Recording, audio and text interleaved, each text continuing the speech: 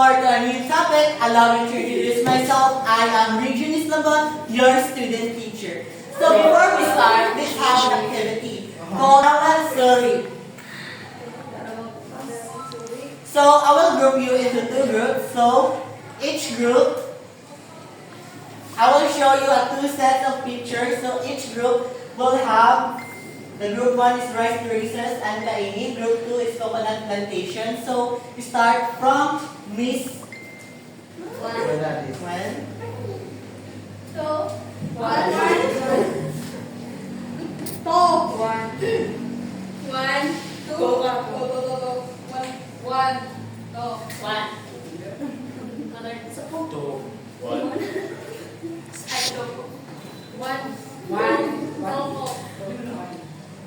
One, two, one, Two.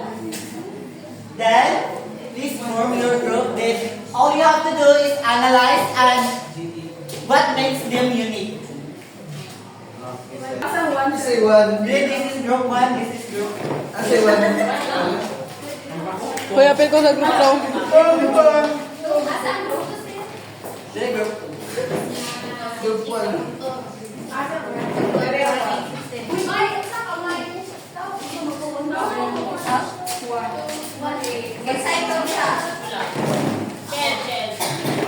May ako, may group to ako, may. Pagpapili mo, bisa ka representative.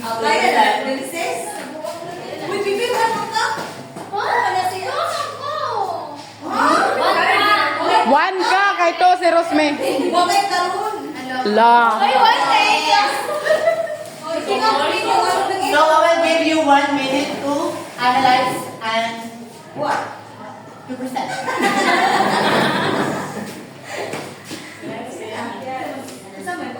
Analyze or identify and what makes them unique in the picture.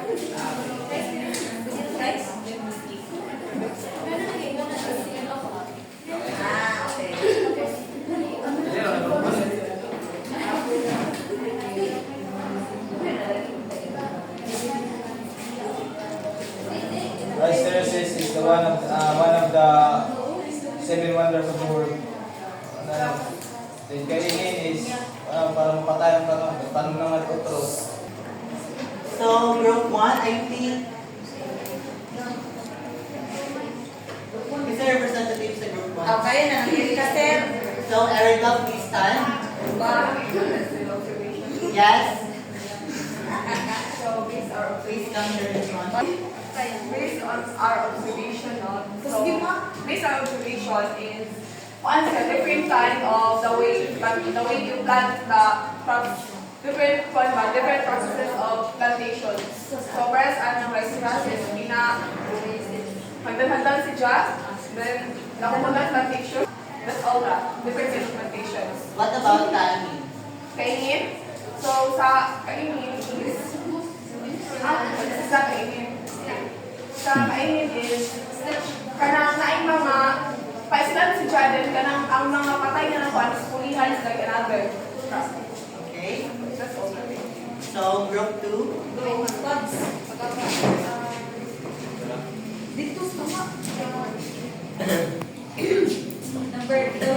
Everyone, based on our observation from the second picture, as we can see, there is a coconut tree, and under the coconut tree is a pineapple plantation. So, coconut tree serves as a shelter for the plants and also could help the pineapple plantation through giving it the mga itawagan ng mga layak na lubi. Pag-ata na siya, makahatag na siya ng nitrogen. Hatag na siya ng nitrogen to make the soil fertile. And also, the coconut tree as well is, serves as a wind breaker sa farm. Okay. So, give yourself a pasabog lang. 1, 2, 3, 1, 2, 3, ay pasabog! All together! 1, 2, 3, 1, 2, 3, ay pasabog! So, I like it that you have a prior knowledge about this. So, my topic is all about history. Indigenous practices and coconut-based farming systems. So my learning objectives is, at the end of the lesson, the learners will be able to, please read in chorus, Identify the characteristics of indigenous farming practices, rice terraces, kainin, sulagan, and coconut-based system in the Philippines. Analyze the significance of traditional resource management and intercropping in local agricultural sustainability. Design a conceptual farm layout that integrates coconut trees with secondary crops and livestock. So I have here two questions. So first is, why do you think the Ifugaos built the terraces instead of flat fields? So I know Miss Iligan have a wonderful idea about this. So please stand, Miss Iligan, to share your answer.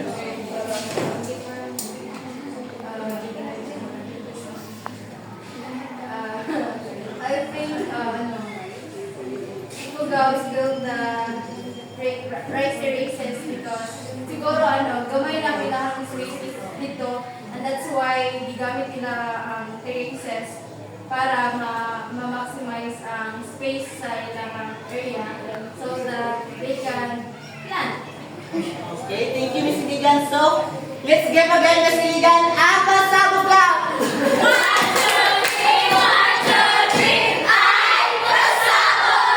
So for the question number 2, looking at the coconut farm, why don't they just plant coconut alone? What is the benefit of the plants underneath? So Miss Homawel, I know you have a wonderful idea, so please stand up and come here.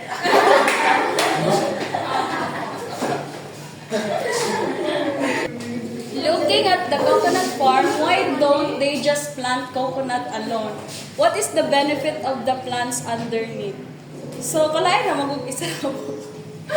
Isa na ka buok. Lubi ang imong tanaman ang area, dako imong area. Tapos, dili sa kuan, good ang Maximize ang area. maximize imong area. Tapos, ang kuan, diba, outcome ana, gamay ra ang lubi nga gamay na ang lubi nga ma-harvest nimo, mas gana ka jud og ma-maximize nimo ang area o nya dili ra isa ka buok ang imong itanim. So let's give a new clap will be called Ang Galing Clap. So, kamay na mo? So, I will teach you and do it with me again.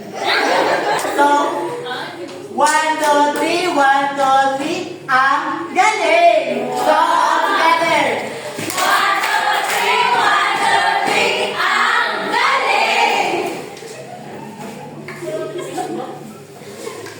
So what is indigenous farming practices?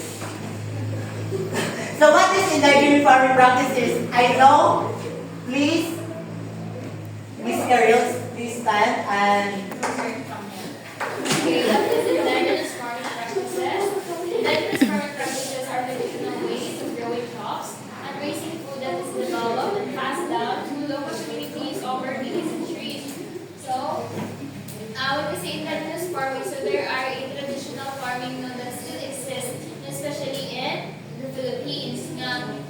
For example, is rice terraces, diba? Dugay na siya karadaw.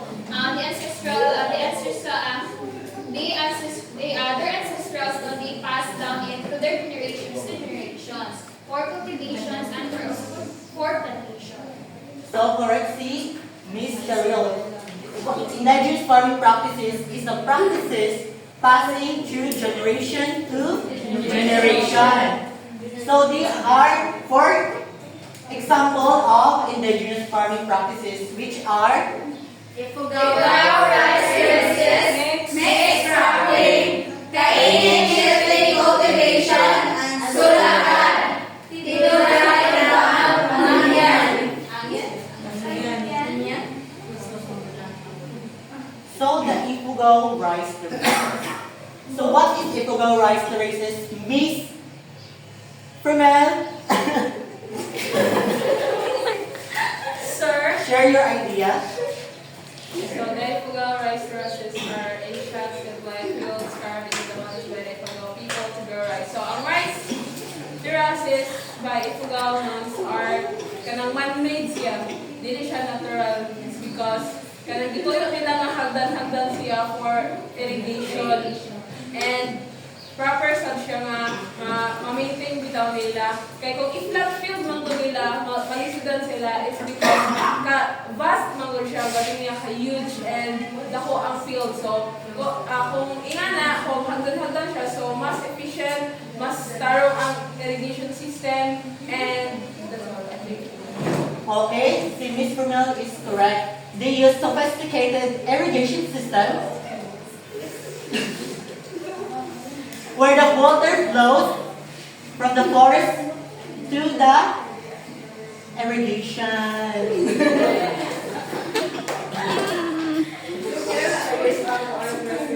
So, rice terraces is created 2,000 years ago from the Cordillera region.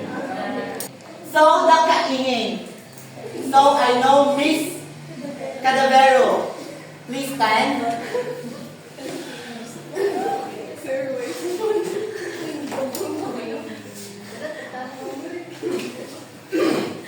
Kaingin is a traditional farming method where farmers cut and burn vegetation to clear land for planting crops.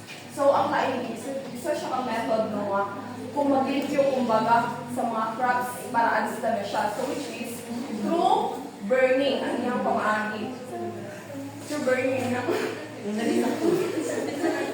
burning ang pamaagi para mag-clear ang land no, para magtanong na sa another land. Para sa picture yun, sa example ng picture yung i-answer namin, pang sa mga sunod yun. That's it. So correct si Miss Erica. So, kaingin involves cutting and burning or shifting cultivation or slashing or burning. So, the ash provide nutrients to the soil para magtanom ka, it gives nutrients para sa mga root crops ka magtanom o mga sa corn or mga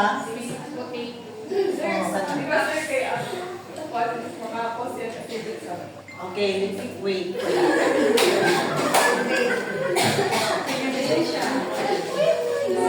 So after a few years, farmer moves to a land use site to pariharagapon sa kahit shifting cultivation para mabalik ang nutrients to grow naturally.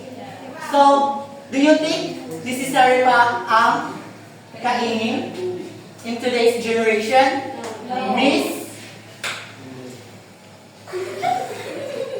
Miss Aluna, please stand.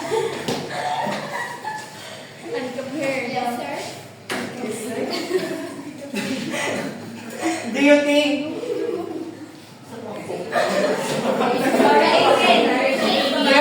flat ba ka lang? Necessary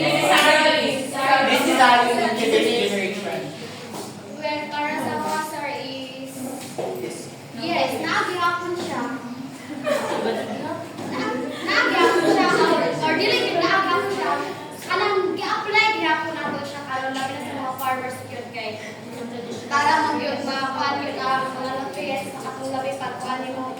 Like sa gilaw ni Miss Erica Gaina na kung saan mo pag-cultivate or pag-shift sa cultivation sa true kaingin.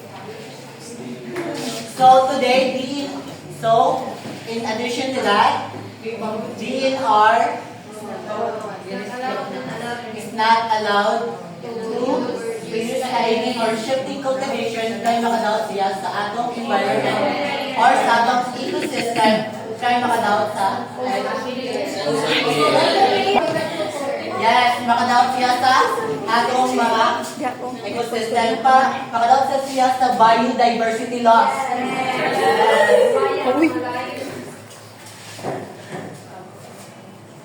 Then mixed cropping. Miss Lincula, I know you have an idea. So, mixed cropping and planting diverse crops, example, sweet potato, peanuts, and rice. safety net against the individual crops failure. So, ang mixed cropping daw, it is a diverse crop wherein kini sila nag-plant sila of sweet potato, peanuts, and also rice. Para ma-maximize kaya at makahatag po sila og kanang ma-maximize ang crop failure at makahatag po sila og soil fertility sa soil. Yes, thank you, Miss Vincona. So let's give her again ang So all together. 1, 2, 3, 1, 2, 3, Ha? So magkutong sa indigenous pa, pero nanangadjud ni ang mixed cropping. It's because kay kung mag-fail ang isa ka crop na apay ma-harvest nga laing tanom. Then the sulagan or tiguan ng panghian. So Miss Gisa, please stand to share your idea. As additional now, this is that integrate forestry and gardening based community rituals to preserve indigenous knowledge.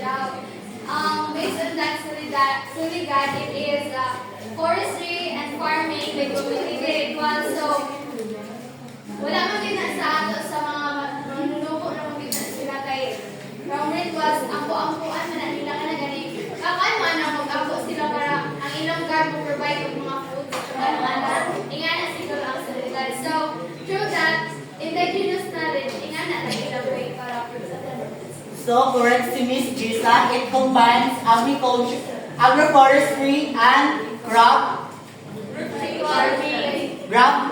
farming. Agad, it combines agroforestry and farming. So, kung magtanong ta, or kailan itong nasa mga bukit-bukit, kailangan gadget na nila na mag-alay kung para tagaan sila blessings sa ilang mga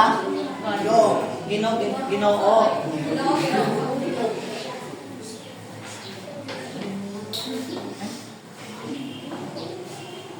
So, let's proceed to coconut-based farming system. So, please read in chorus.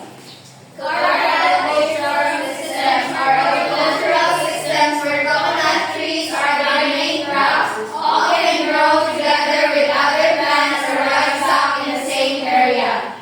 So, there are 5 components of coconut-based farming system. So, first is the main crop. The main crop itself or coconut trees coconut tree dun siya. Nasagot? Yes. So, benefit naman. So, maka-benefit po siya sa makakuha o dried coconut meat, coconut oil, and buko juice, and other product.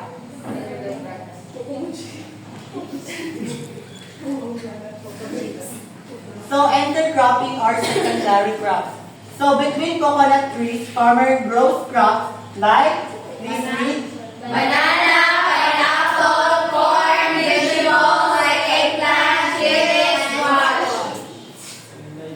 This ensures continuous income while waiting to harvest the coconut.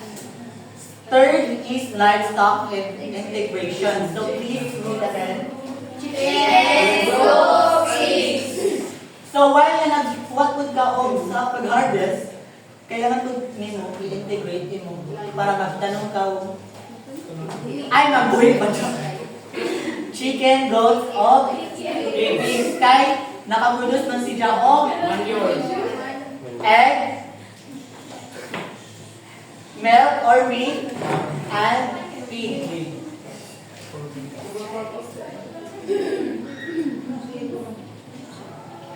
Fourth is use of organic inputs. Farmer often use coconut husk, leaves, and animal manure as compost. So, pag mingon taong coconut husk, unsa man na? Bunot. Yes, bunot. So, ginagamit na nato nila.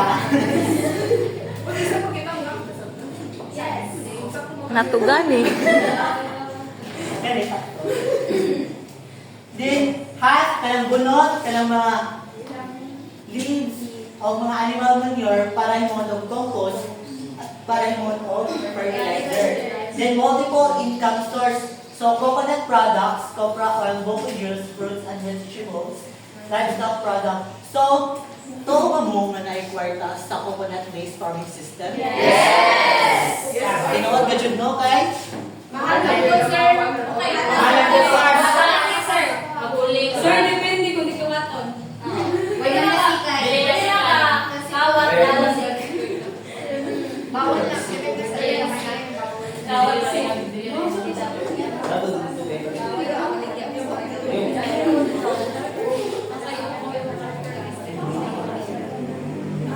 So for our next slide is design your local farm. So I will group you into two groups again. So please read in cards. Form into two groups using a little paper. Design and illustrate a coconut-based integrated farm found in your local area. Your design must clearly show a sustainable farming system that combines crops and livestock. Your farm design must include coconut trees, crop fertilizer plantation, one indoor crops such as coffee, ginger, pineapple, or cacao. One type of livestock such as chicken, goats, or dogs. Then please continue to read. Application part. After completing your farm design, explain how the different components of livestock work together to support food production, income, and sustainability in your community. Guide So, guided questions. how Does coconut farming farming support support prohibited and crop and livestock in your design. Why is it important to combine crops and animals in one farming system instead of planting wild crop? How How can you design a farm affordable to the livelihood of farmers in the local area? So mora gyapon ang groups gay na.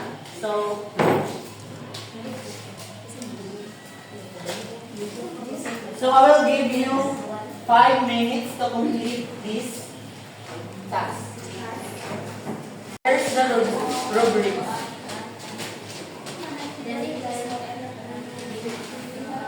One last. Isay group to. Group to din Andre. Group 1. Ay, one, dire? Oo. Take ko na nga din. Tapos.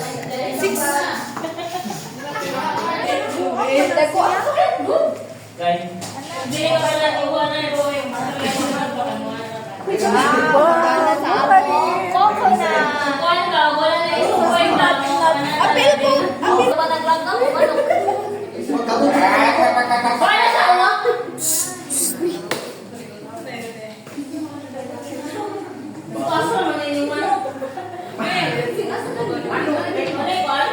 So now, nalulis yun.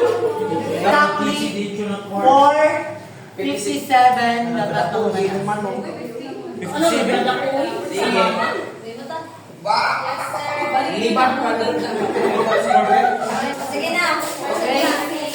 Group 1. Ayaw dira, sa pag-wait.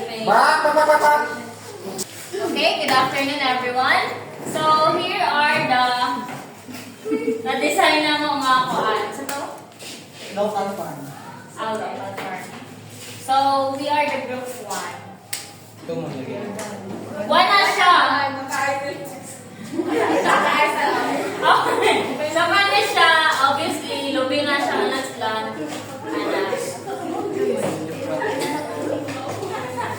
Tapos, ang nasa babaw sa lubi, kani, mo ni siya manok. Mo ni siya ang livestock, kani itlog. Mo ni drawing na. Tapos, kaning ano, ang ilalang sa kuan, ilalang sa underneath the coconut farm, kuan siya. Pinya ko no. Pinya ko na si Jaka na. Then, ang manok, isa lang sa naman niliputang morning. So, mo na siya ang among farm, ang local farm. Santo, Ina. Hey. Okay, for the group 2. Jumpa ka na dun. Group 2. Group 2 kanina? Oh. Group 1 ba?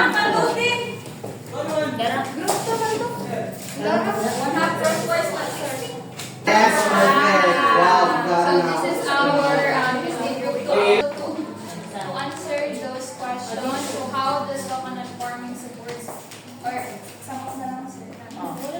so our main crop is the coconut, which is nakita man ninyo. While the mix is only the pineapple. So para dili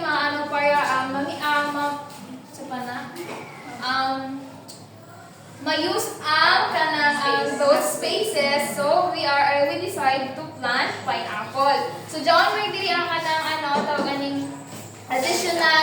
additional land nga wala na use, so gigamit na muna siya for livestock, which is pigs. Yes. And for that, no, kaning the 1 year nag-ikan sa pigs, amo siyang haon, and then amo siyang mo na organic fertilizer for our crops. And also, coconut and husk. And also ang husk, himuna mo siya together with the leaves, no? And then himuna mo siya of compost to marami mo siyang organic fertilizer for our crops. That's all.